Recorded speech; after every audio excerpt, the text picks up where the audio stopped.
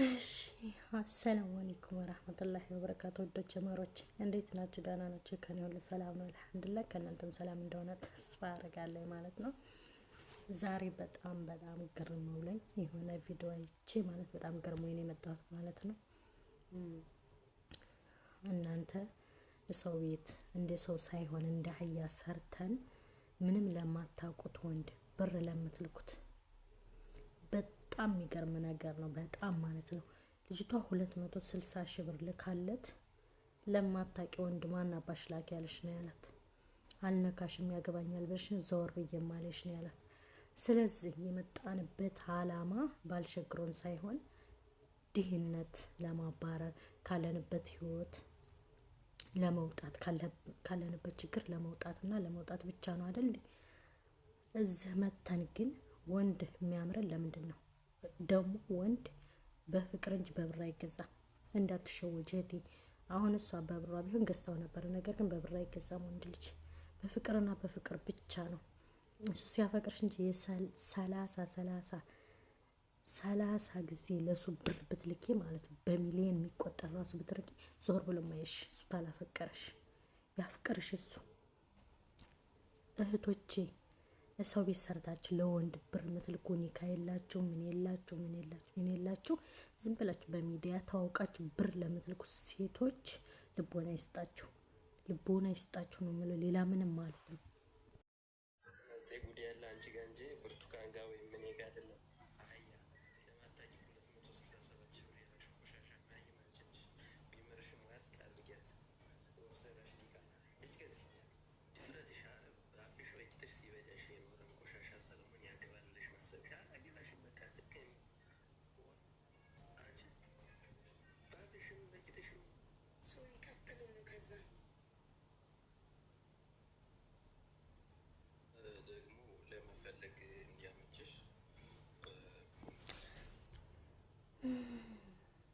ለማንኛውም ብር ለምትልኩ ሴቶች ማለት ነው በገዛ ዳቦዬ ልብልቡን አጣሁት የሚባለው እዚህ ላይ ነው።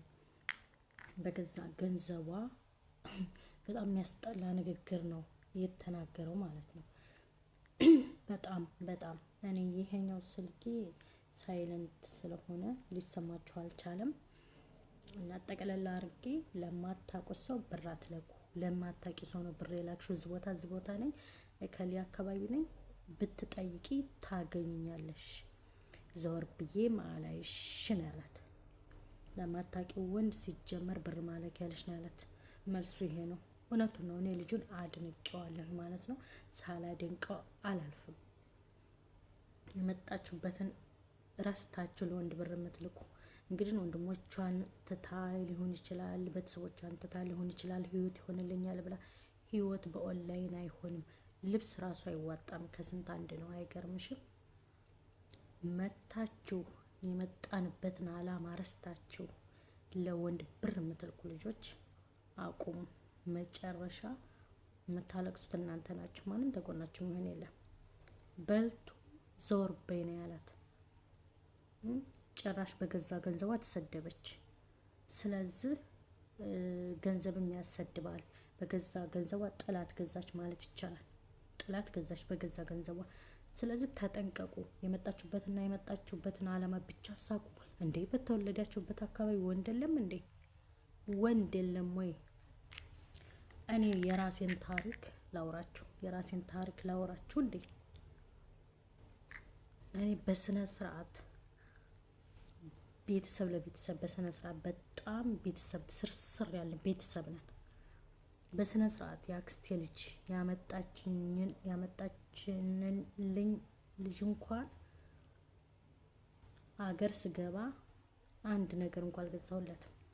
እሷ ናት እንደው መረ ይደብራል ሽቶ እንኳን ይዘሽለት ሂጂ ብላኝ፣ እሱም አልተነየተም መሰለኝ። እዛ ስንደርስ የሆነ ችግር አጋጠመና በዛ ተደናግጦ አልተጠቀሙም። ራሱ ጠፋ ማለት ነው። ሽቶው ራሱ ማለት ነው።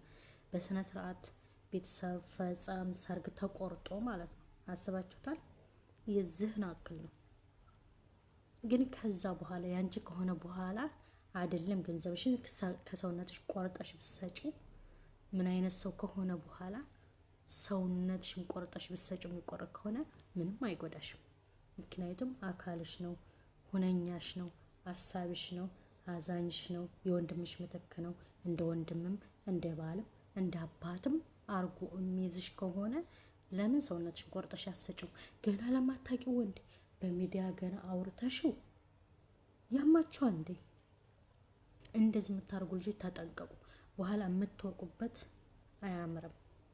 ነገ ጧት ማለት ነው ቤተሰብ እንኳን ባይኖራችሁ ራሱ ባዳ ራሱ ገንዘብ ካላችሁ ባዳ ራሱ ይይዛችኋል። ባዳ ዘመድ ሆናችኋል። ቤተሰብ እንኳን መረዱት ምናምን ከሌለ ገንዘባችሁን አስቀምጡ። በቃ ነገ መውደቅ አለ፣ መታመም አለ። ብትታመሙ ባዳ ራሱ ያስታመማችኋል፣ ገንዘብ ካላችሁ ማለት ነው። ካለላችሁ ግን የተወለደም ይጥላል። እዚህ ጋ ገንዘብ ነው ዘመድ። እንዴት ለማይታወቅ ወንድ 260 ሺህ ብር 260 ሺህ ብር እንዴት ይላካል? እንዴት ይላካል? በጣም ይደብራል። በጣም የሚያስጠላው እንዴ! ምን መጥቷል? ይዘናል። ምንድነው የመጣው? እንደ ወንድ እንደ ጠፍቷል ልም ብሏል ቢባል ራሱ ማለት ነው ገንዘብ ከፍዬ ፍቅር አልገዛም። ምክንያቱም ወንድ ልጅ ሲያፈቅር እንጂ አንቺ አፍቀረሽው በገንዘብ ከሆነ ወላሂ ምንም አይዋጥለትም። ጊዜ ማሳለፊያ ሊያረግሽ ይችላል። እኔ ወንድ ልጅ አክብሮ ያልኩት የራሳችሁን ሀቃችሁ እንጂ ይሄ ማክበር አይደለም። ይሄ ሞኝነት ነው። ይሄ መጃጃል ነው። ለማላቀው ወንድ ብር አልክም። የራሴ ሐላሌ ከሆነ ግን የሱን የሚያረገኝን ሁሉ ለቤተሰብ አላቀብልም። እሱ ያጠፋውን ጥፋት ሁሉ በቃ ከስር አላቀብልም። ለምን ሐላሌ ነው። እሱም የሚይዝልኝ እኔ የሚይዝለት ገበናዬን የምንያያዘው እኔና እሱ ብቻ ነን። ሌላ ሰው የሚያውቅ የለም ከኔና የኔን ገበና የሱን ገበና እንጂ የሐላል ባልሽን ኒካሽን አልኩሽ እንጂ ወንድ ልጅ ከበር ያልኩት በሚዲያ ያወቁትን ሰው በሰውነቱ ይከበራል። ሰው በሰውነቱ ይከበራል። ነገር ግን በሚዲያ ያላወቅኩት ሰው እርዳታ ከሆነ እሰየው፣ ሞልቶሽ ተርፎሽ እርዳታ ከሆነ ከፈጣሪ ታገኘዋለሽ። የዚህን አክል የምትረጅ ከሆነ ማለት ነው። ነገር ግን ነገ ኑሮ ይሆነኛል ብልሽ ከሆነ በጣም ተበልተሻል።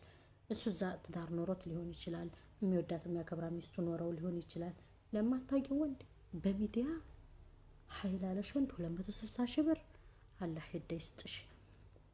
ይህንን ልታዩ ሊደርስሽ ይችላል። ይህን ላክሹ ልጅ ሊያይሽና ልታዩና ልትረጅ ትችላለሽ ይመስለኛል። ዘይባ ቤት ቀርባችሁ መሰለኝ ዘይባ ቪዲዮ ላይ ነው ያየሁትኝ እና በጣም ነው ያዘንኩት። በጣም ነው የተናደርኩት ማለት ነው። በገዛ ገንዘብሽ ተሳደብሽ፣ በገዛ ገንዘብሽ ተዋረድሽ። ሰው እንደ በገዛ እጁ ጠላት ይገዛል። እንደገና ደግሞ ወድሽ ፈቅደሽ ለማታውቂው ወንድ ልከሽ እዛ ሚዲያ ላይ ምን አወጣጣሽ? አርፈሽ ለፈጣሪ ሰተሽ ቁጭ አትይም? በጣም ይገርማል። እሱ ምንም 5 ሳንቲም ጥፋት የለበትም።